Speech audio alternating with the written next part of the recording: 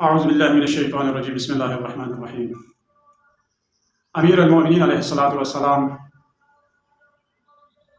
اور یہودی تین علماء کا ایمان لانا۔ ابن عباس سے روایت ہے،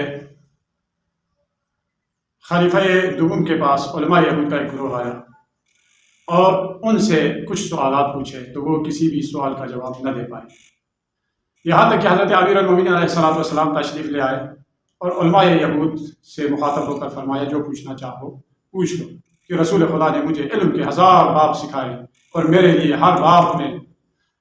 لیے ہر باب سے مزید 1000 باب کھل گئے، لیکن میری تم سے ایک شرط ہے، وہ یہ ہے کہ اگر میں نے تمہارے سوالوں کا جواب دے دیا تو تم اسلام لے کر آنا۔ انہوں نے کہا ٹھیک ہے۔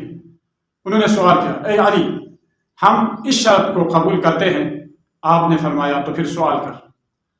سب سے پہلا سوال ان کا یہ تھا کہ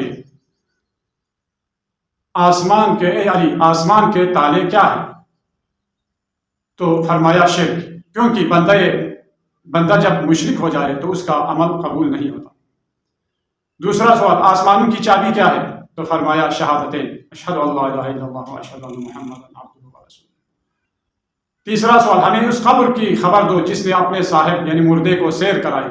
فرمایا وہ مچھلی تھی جس نے حضرت یونس بن متا کو پھر 7 سمندروں کی سیر کرائی۔ چوتھا سوال جس نے اپنی قوم کو انذار کیا، ڈرایا، لیکن نہ ہی جن تھا اور نہ ہی انسان۔ فرمایا سلیمان بن داؤد کی چونٹی تھی، کہ جس نے کہا یا ایتھا النمل ادخلوا مساکنکم لا یحطمنکم سلیمان وجنودہ وہم لا یشعرون۔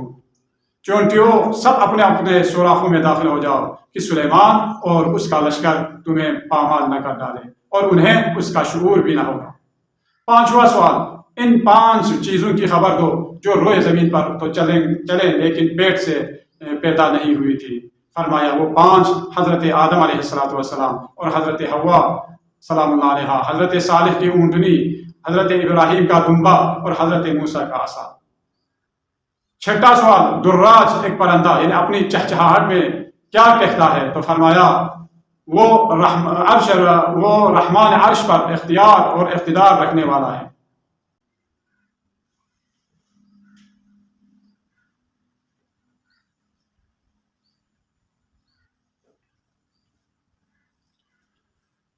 چھٹا سوال دراج ایک پرندہ اپنی چہچہاہٹ میں کیا کہتا ہے؟ تو آپ نے فرمایا وہ رحمان عرش پر اختیار اور قدرت رکھنے والا ہے۔ 7واں سوال مرغا اپنے بانگ میں کیا کہتا ہے؟ فرمایا اے غفلت کرنے والو اللہ کو یاد کرو۔ اسی لیے آپ نے دیکھا کہ جو نماز شب کے لیے یہ مرغا آپ کو ہمیں جگہ دیتا ہے۔ پوچھا گھوڑا اپنی ہنہناہٹ میں کیا کہتا ہے؟ تو فرمایا مومنین جب کفار سے جنگ پر جاتے ہیں تو کہتا ہے خدایا مومنین کی کافروں کے مقابلے میں مدد کر۔ 9واں سوال گدھا اپنی آواز میں کیا کہتا ہے؟ تو فرمایا کہتا ہے باز لینے والوں پر خدا کی لعنت ہو، یعنی سود خوروں پر خدا کی لعنت ہو۔ یہ گدھا جو ہر وقت جو اپنی آواز نکالتا ہے تو اس کا مقصد یہ ہے کہ سود خوروں پر یہ لعنت بھیجتا رہتا ہے اور شیطان کی آنکھ میں یہ چیختا ہے، شیطان کی آنکھ میں چیختا ہے اور سود خوروں پر یہ لعنت کرتا ہے۔ 10واں سوال مینڈک اپنی بڑبڑاہٹ میں کیا کہتا ہے؟ فرمایا کہتا ہے کہ پاک اور منزہ ہے میرا پروردگار کہ جس کی دریاؤں کی گہرائیوں میں تسبیح ہوتی ہے۔ 11واں سوال پوچھا کہ کاکلی ایک پرندہ ہے جو اپنی چہچہاہٹ میں کیا کہتا ہے؟ تو فرمایا اے اللہ محمد و آل محمد سے بغض رکھنے والوں پر لعنت کر۔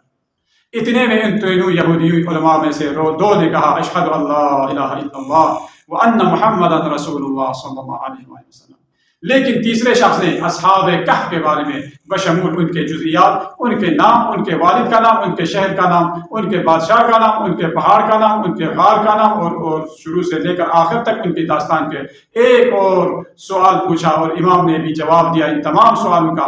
اور پھر فرمایا اے یہودی عالم میں تمہیں خدا کی قسم دیتا ہوں کیا جو کچھ تم نے سنا وہ اس کے ساتھ مطابقت بھی رکھتا ہے جو تمہاری تورات میں ہے؟ اس نے کہا جی ہاں، نہ ایک حرف کم تھا اور نہ ایک حرف زیادہ تھا۔ اے ابو الحسن اس کے بعد مجھے یہودی نہ کہنا، اور بے شک میں گواہی دیتا ہوں کہ اللہ جو ایک ہی ہے وحدہ لا شریک ہے اور اس کا کوئی شریک نہیں، اس کے سوا کوئی معبود نہیں، اور محمد اسی کے بندہ اور رسول ہے۔ والسلام علیکم۔